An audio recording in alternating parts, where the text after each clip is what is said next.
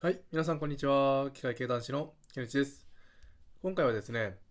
伊坂幸太郎さんのアヒルとカモのコインロッカーを紹介しようと思います。この作品はですね、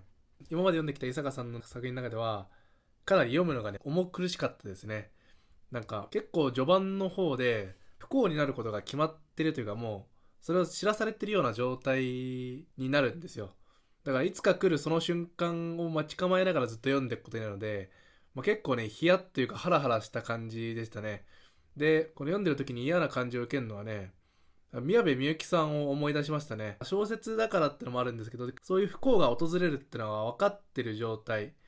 でもやっぱり来ないでほしいなって思いながら読み進めるしかないっていう、この重苦しい感じがね、久々にちょっとこれ嫌だなっていう感じでしたね。で、僕はですね、この伊坂さんは、今回、このアヒルとカモのコインロッカーで、5作品目になるんですね。1作品目に重力ピエール読んで、砂漠読んで、で、その時点ではね、砂漠までの印象は、結構面白いなと。結構コミカルに書く人だなと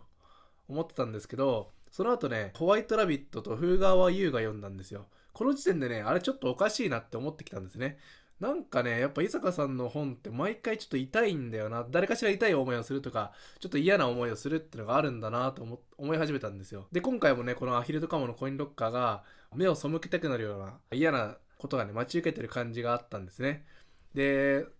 ようやっとね、ここら辺になってくると、伊坂さんのことが分かってきて、なんで伊坂さんは毎回こういう痛い描写とか嫌なことを書くんだろうなって、目を背けたくなるようなことを書くんだろうなって思ったらですね、実は一個前に読んだ風雅優雅の解説で、結構ね、明瞭な答えがあって、それがですね、伊坂さん自身のインタビューの中で、伊坂さんの小学生時代だったかな、小学生時代の恩師の方が、優しいという、優しさっていうことについて話したことがあって、優しいってのは単純に人に親切にすることだけじゃなくて、人を憂うって書くので、人の気持ちを分かってあげるとか、同情するっていうのも優しさになるんだよっていう、この一節を聞いてね、伊坂さん自身が思ったこととしては、確かこれは解説の人が、その推測で言ったのかな。やっぱり目を背けたくないような現実があると。でもそういう現実があるってのは、事実なわけですよね。事件がなくなってない以上は、やっぱそういう悲惨な事件ってのはあるわけなんですよ。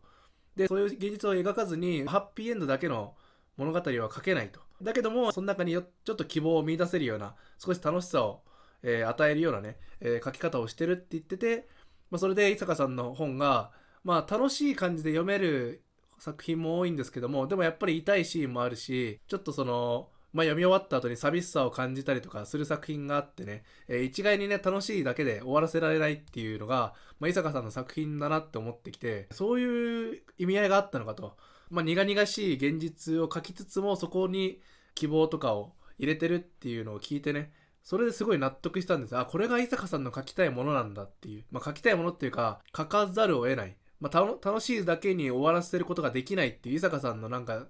軸をね、見れた気がしてね、それで結構ね、腑に落ちてきた感じなんですよね。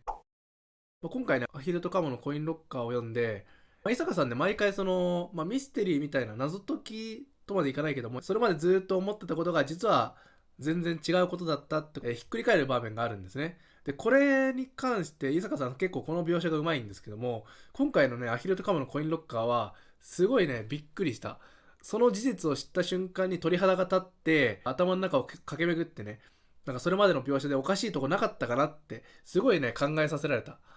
よくあるパターンとしては表面的に見えてることは変わんないけども、その表面が、断片的だったから、実際の事実は全く逆だったとかっていうのは腑に落ちるというか、納得できるんですよ。今回のこのアヒルとカムのコインロッカーに関しては、